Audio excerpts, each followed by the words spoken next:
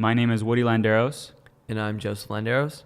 You're listening to the Landeros Brothers, where we talk about Communication through art. I like how it sounds all structured. Yeah. Let's roll to the Well, intro. you're supposed to say, like, just roll the intro. All right. Okay, let's do it.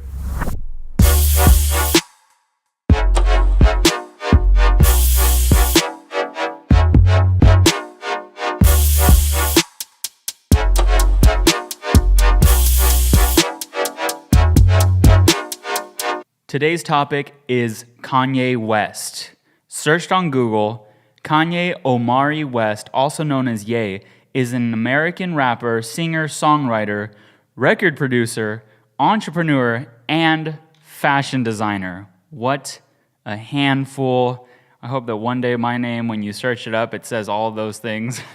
That's like goals for somebody to be like filmmaker, Seriously. and so on. Yep. And for you too. I mean, you're like boxer, fashion designer. I mean, like just Director, anything like that.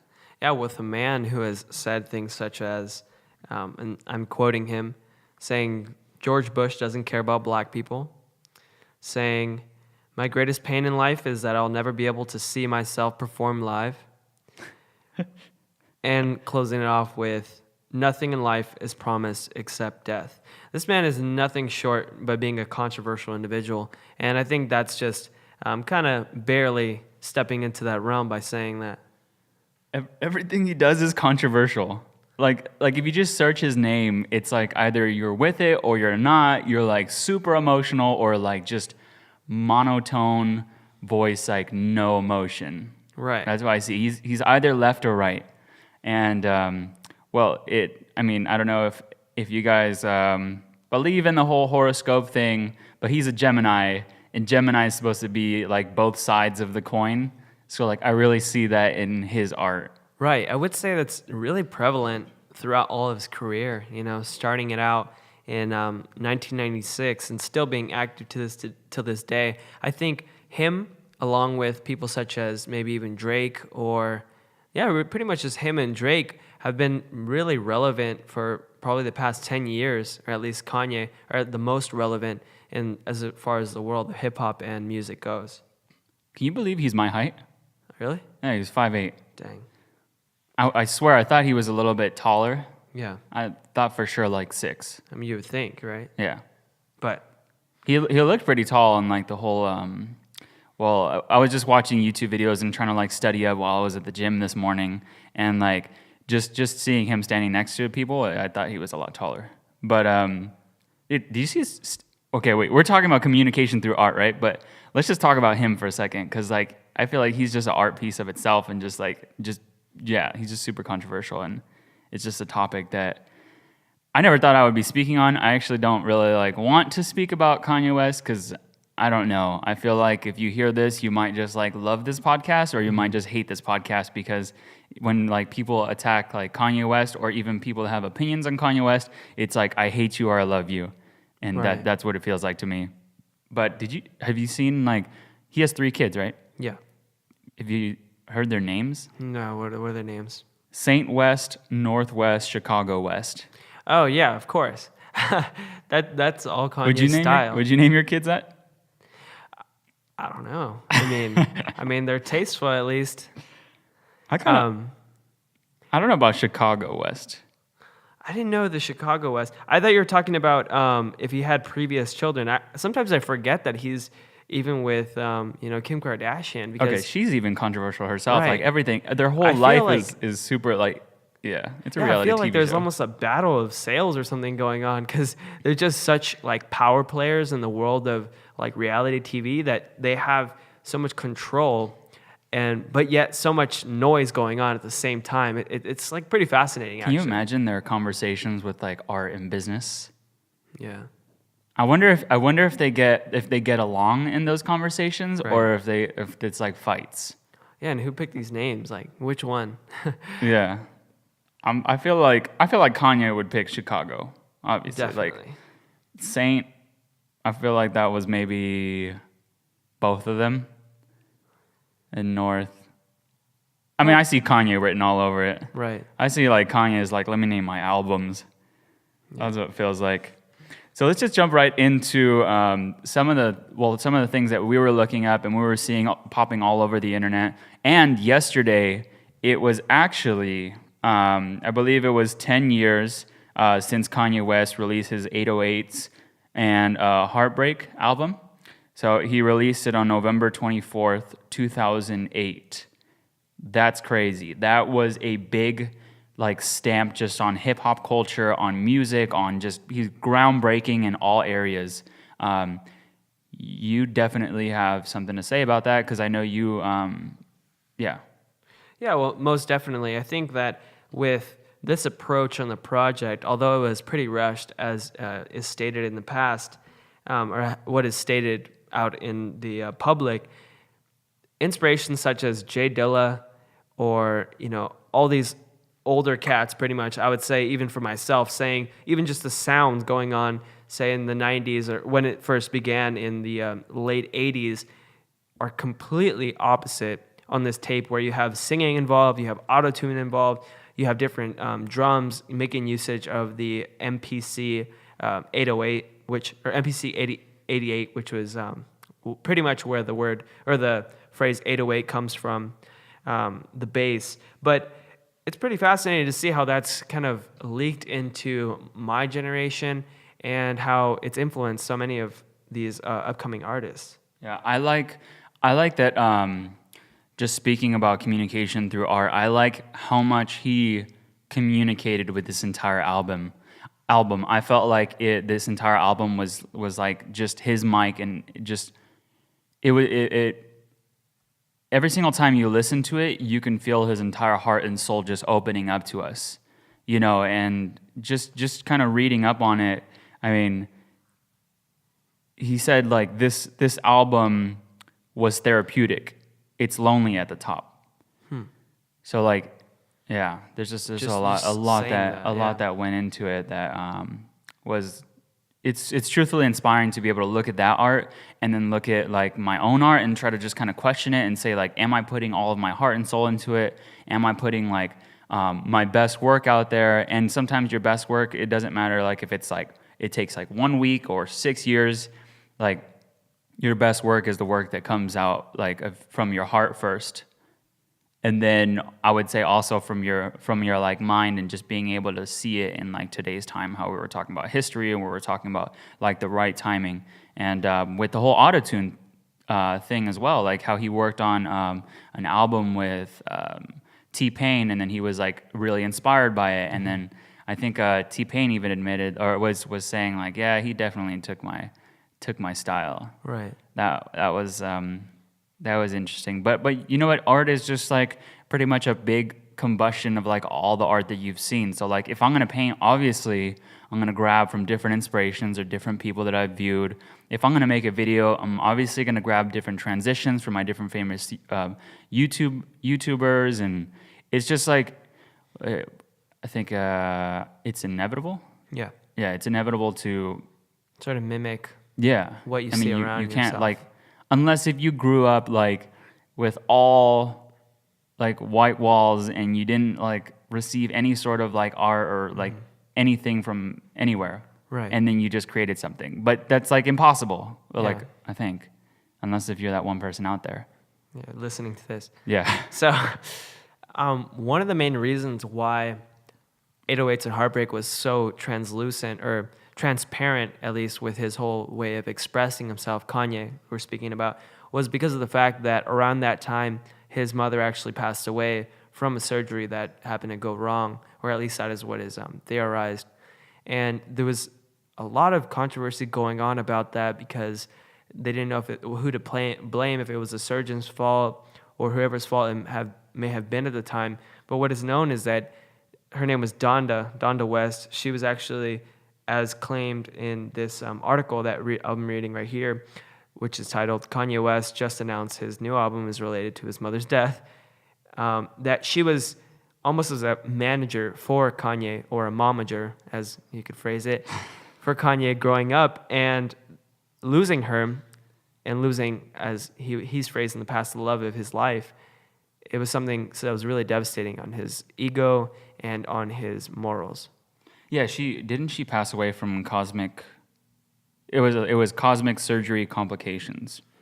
So like Which that, has a that's pretty broad understanding of what that means, really. Because I didn't really read up into Yeah. it, but that's just what I got from Rolling Stones. But it's like Rolling Stones also said that 808s, right, and heartbreak is a self-examination, part exorcism, exorcism There you go. of two tragic and life-defining moments for Kanye: the death of his mother, obviously, like you stated, and also and the dissolution of his 18-month engagement to Alexis. So, Wow. yeah, he was it was the relationship was ending. His mother passed away, so he had all of this emotion and probably even frustration, and because I know he stated on different articles that he blamed himself. He said, if I never went to Hollywood, this would never happen. Wow. And so just all of that emotional frustration and just like sadness that was tearing him apart, he was able to grab that and create something beautiful for everybody to see and be able to really capture the moment in time and capture the feelings that he felt. Like I could imagine him looking back at that album is like just looking back at like baby photos or a certain like time, a period of time. It must be a whole nother session of like therapy, being able to re-listen to it. Right. Well, yeah, going off of that, we could speak now about his successes and perhaps even some of the controversy he's established even in the world of hip hop just in itself. Having a battle between him and 50 Cent take place in first week sales, and it was against Kanye West's graduation. Didn't he say that he was gonna like, or 50 Cent said something about that if he sells more, then he's It'll gonna be his stop. last album. Yeah, it's gonna be his last album. Is that a Yeah, lie? but Wasn't that a lie? it ended though? up going pretty much blew him out of the water. Yeah. Kanye blew 50 out of the water, with the Kanye's having 957,000 copies and 50 Cent having 691,000 copies.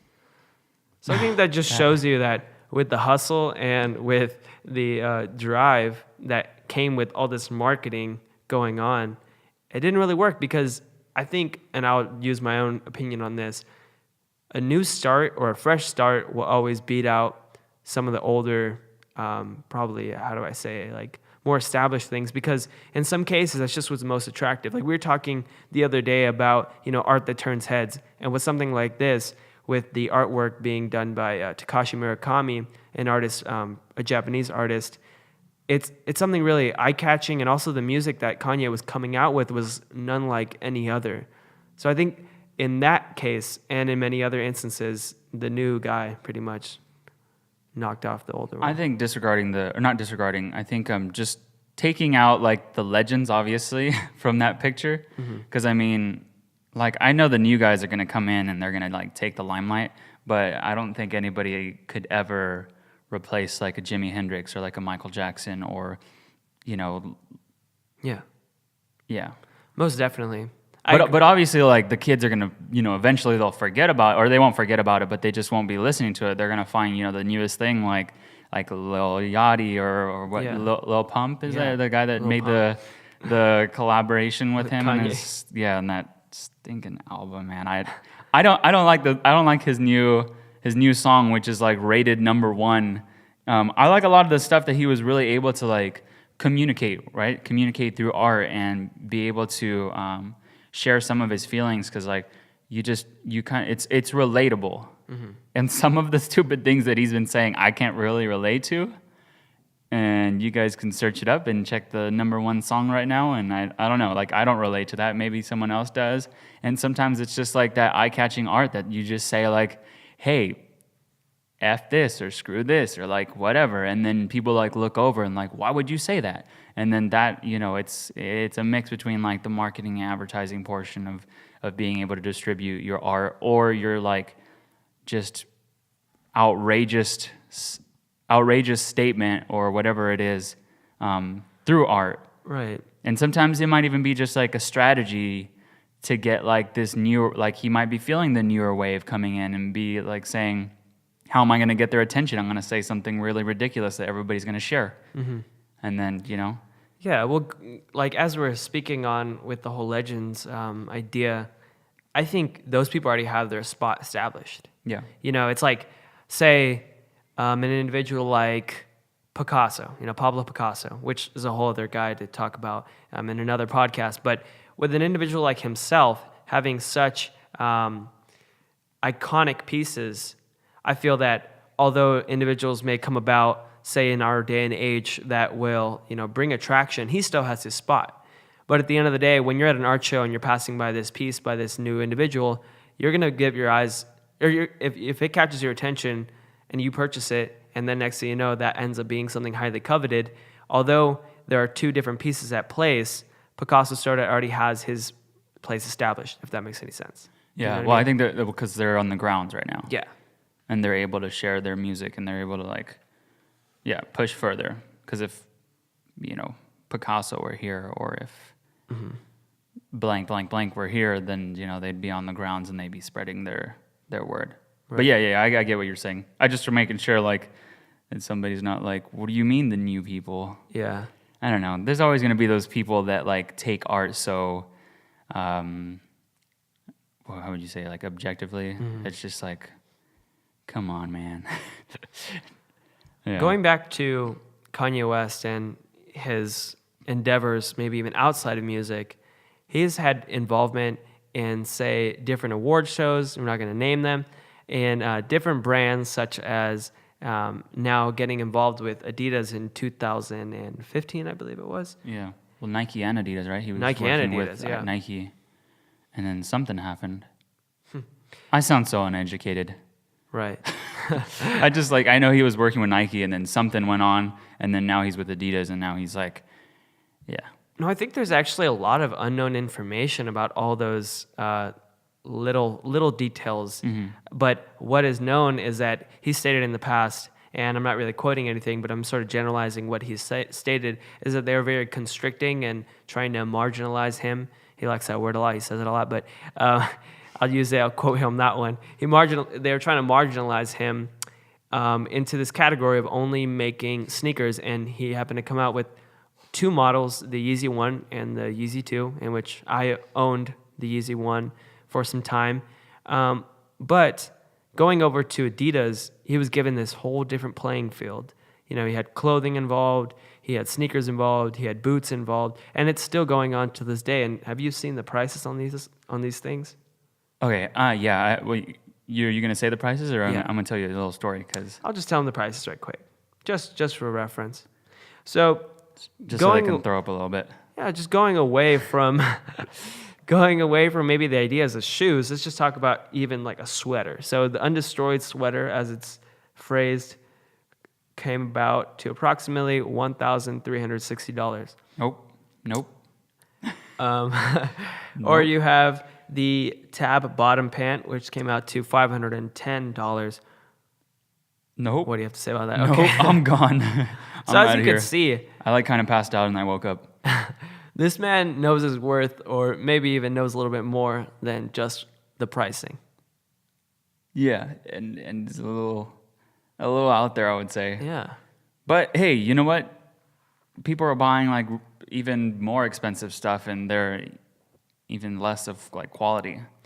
I think there's this constant battle of, do I become selfish and sort of egotistical, as people would connotate it or phrase those words, or do I become giving, generous, and sort of hopeful that perhaps my pieces at a very low price will be caught on, and then little by little I'll put up my prices. I think it's kind of a battle of artists and how much they value their work. But in some cases, maybe even such as this, I would so boldly say, I wouldn't price some of these pieces at those prices. I think it's kind of ridiculous. Well, I think I'm trying to figure out if he is pricing them because he has created an art piece and it's something that he's valued, and then it's time to release it and that's what his value is, or he created an art piece around his name and it's a business.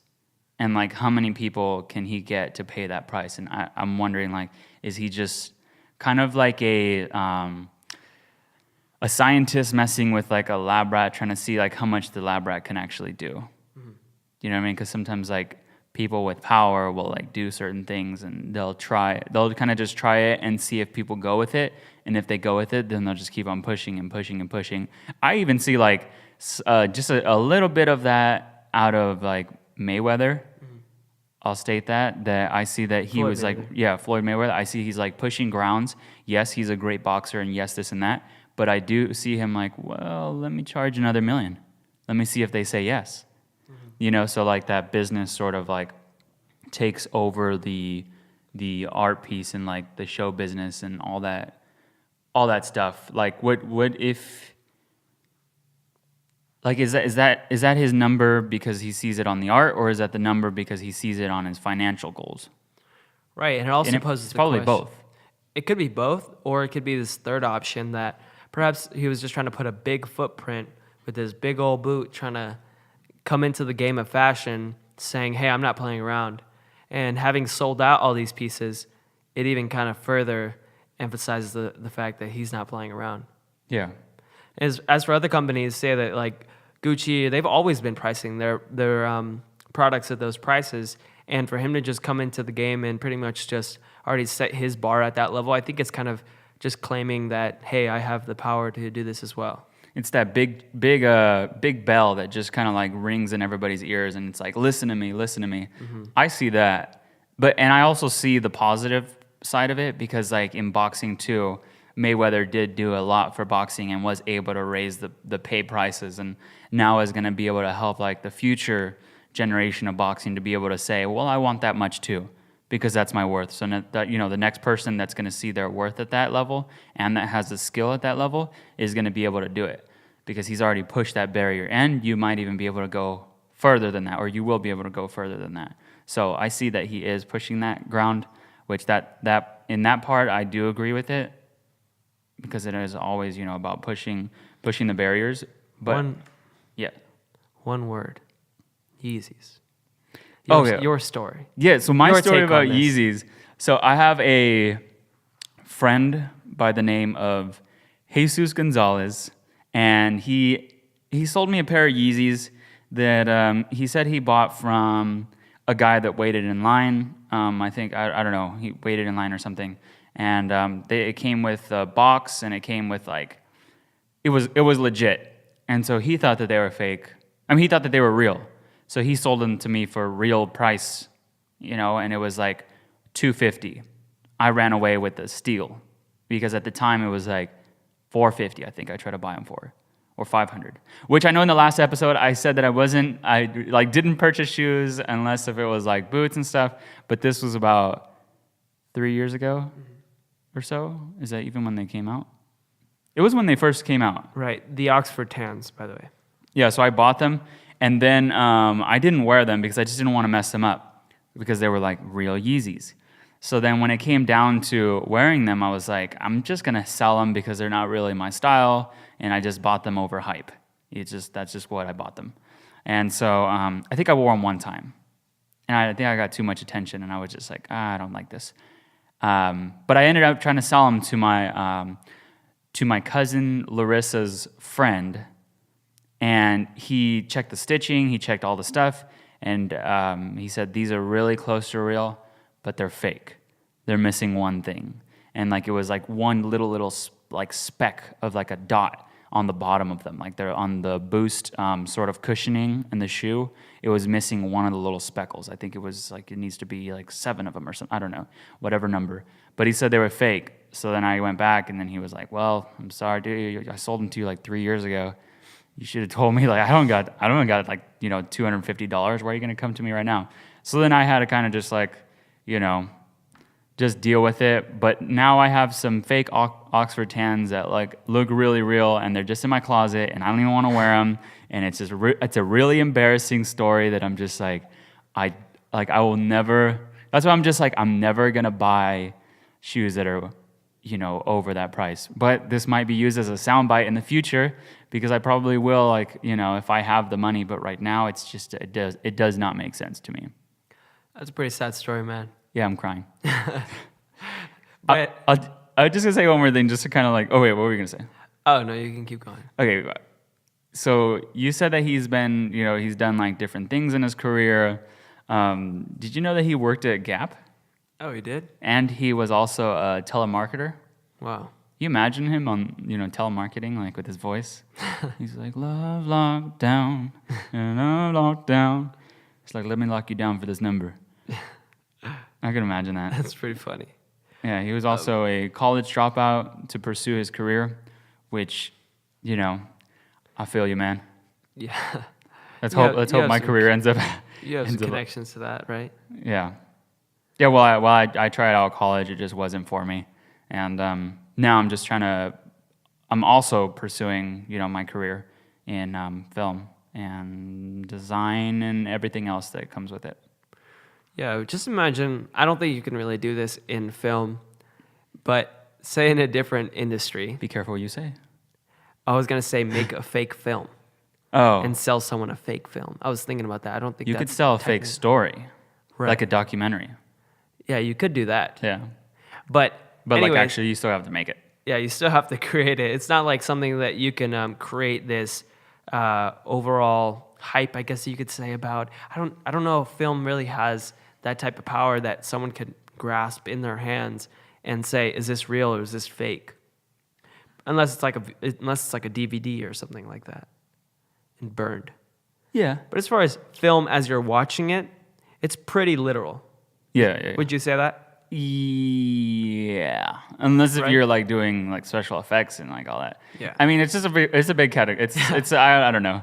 I So- guess you can't just stamp anything on like What I'm art anymore. Yeah, what I'm getting to is that with all these different scandals or whatever it may be of people selling fake, say, paintings or fake sculptures, in this case, you have this creation, which is just a pair of sneakers. And they have this value that doesn't just go past the $400 you paid or whatever it may be. It goes into the hands of hype beasts. Yeah. And all the power that comes with that. You start to question as to, why are you purchasing these different things? Is it because it's relevant? Do you really like the shoe? And you start to question the value of a dollar when you start stepping into this realm of resale and different things like that. Wait, what? I was gonna say something, but I forgot what I was gonna say. What did you start out with? Okay, the film thing. Right. Okay, so I'm gonna go back to that because when you said that it's just kind of like buying the image or what you're like presenting, right? The whole hype of it. What people commonly do is they because you're selling your services as a filmmaker, they'll take your reel or they'll take your videos and they'll put it on their own website. So in that case, they are stealing it, and then they'll sell their services as if they were you, as if they created it. So they'll change like the logo and they'll change the different things, especially with photography too. I know people personally that I've like completely just like, no, you can't use my my photograph because you were standing in the same room and you told me to pose them a certain way. Like, people will steal other people's photography so that they can sell their photography services, and then when you order them, it's like, no, I actually don't shoot inside of a studio. I shoot all in this location or something. But Right. yeah, that's how they can steal it. Right. That's what I mean. I think I just need more context of what you were talking about. But yeah. I think one thing we haven't talked about is his involvement in politics. As I phrased before in the beginning, he once said that, and I quote, George Bush doesn't care about black people. That was a pretty bold statement at the time. He said it right next to Mike Myers from Austin Powers when they were on live television. It was not censored, which, in my opinion, I don't really think it should have been because he didn't cuss or anything like that. It was tasteful in his own right, I guess you could say. But it was a very bold statement. Another thing he's done in controversy is stopping Taylor Swift from having her limelight at, I believe it was the MTV Awards back a few years ago. And little things like that, or now with his involvement with President Trump, it's really gotten him kind of in a cold zone in the world of art and in the world of mainstream media, I would say. Let me just say that you always drop like the headbangers in the last minute. Yeah. Because we're trying to keep this podcast at 30 minutes long, but Joseph always comes out and he like gives like the biggest headline topics like in the last minute. We need to make sure we like spill it out right away. Yeah. But we can go a little bit further on this one. I think we should go a little bit like kind of close it out by talking about the communication through art portion of it, because right now we're talking about him as a person, and we should also talk about like him with his like creations. Yeah. I don't mean to like cut it off, No. like, cut off the politics portion of it, but we just want to keep it like right on like the communication portion. Right. Yeah, well, I think that it sort of all ties together because his involvement in politics sort of reflects in his art, say having in his last album release, coming out with the Make America Great Again hat and having all this controversy going on, say with TMZ, it jumped over to increase his sales in the world of music streaming. So with Ye coming out, that's the name of the album that he came out with just a few months ago, you could see how that those efforts of, say, making noise in the media and communicating himself, say, in maybe a blatant way, also allowed for the art to speak for itself and communicate in the end. Yeah, well, what he has is a developed history like of all of his art, and so anytime like he makes a rattle, when people turn around and look, they can see like a consistent release of like YouTube videos, music, art, just all around. Like he has his own, he can make his own little history book Right. about himself, and so like, yeah, I think at this point he can just like rattle around and then like people will look at his art. But like if he didn't have something to say or if he didn't have any art to back it up, then people would be like, oh, whatever. This guy, get out of here. But he does have like a backstory. And that's kind of the weird part is like, okay, I don't like this art piece, but I like all your stuff from 2008 to 2000 whatever. Or, I like your stuff from this year and this year. Or I like this album. So like I think that's where like certain artists get a little bit, not certain artists, certain spectators or people that like music lovers, whatever, they see him and then like you get so stuck in a time period or in a certain song that you like completely categorize him in like one section. And I see like him, even just like through his art, he's trying to push that sort of like, he's communicating through his art that you cannot like sectionize him in any sort of category. So I think even doing his reckless stuff, he's like, yeah, I can do the emotional, more so like choiristic, or choir, I don't even know if that's a word, choir like build-ups, but I can also do something really stupid. Like I can say some really smart stuff, but at the same time, like I'm gonna say whatever I want. If I'm gonna say something stupid right now, I'm gonna say it. So like, he's just, in his art, he's just like, I'm gonna say what I wanna say, when I wanna say, to whoever I wanna say it to, and no one's gonna stop me. Right. That's what he's communicating through his art. That's what I see. Yeah. I would say that he is making statements for the field of imperfect artists, as we all are imperfect in human nature. Say songs such as On Sight or even Bound 2 on his Yeezus album, I thought to myself, I was like, wow, coming from, say, music, like different songs he's came out with, such as Stronger, or just other things on Graduation or on 808s and Heartbreak, I was like, this is too experimental to the point where it's not even finished. I feel that it could have been held on for a little bit longer, a little bit mixed and mastered, a little bit better, but then I continue to listen to it and I continue to stay up to date with what's going on with Kanye, and I learned that it's all meant for a reason. Perhaps it was just something that was to be put out there because of the fact that it was just a bold statement at the moment and sort of a testimony to his emotions at that time. So next thing you know, I go from like squinting my eyes, being skeptical about it, to like bobbing my head because it just grows on you. And I think that's the hard that's the hard thing. Excuse me. Yeah, okay, I'm going to end this out because I want to keep it under 35. So he's communicating just being free, just freedom of speech through his art. But I think that another thing that we should all look at is that he's doing it through history. So like he's creating a digital footprint for himself so that somebody could look it up and they can see his growth in like all of his art projects. And you want to say anything else? I think it's pretty good. Okay. Well, let's get something to eat. All right, let's go.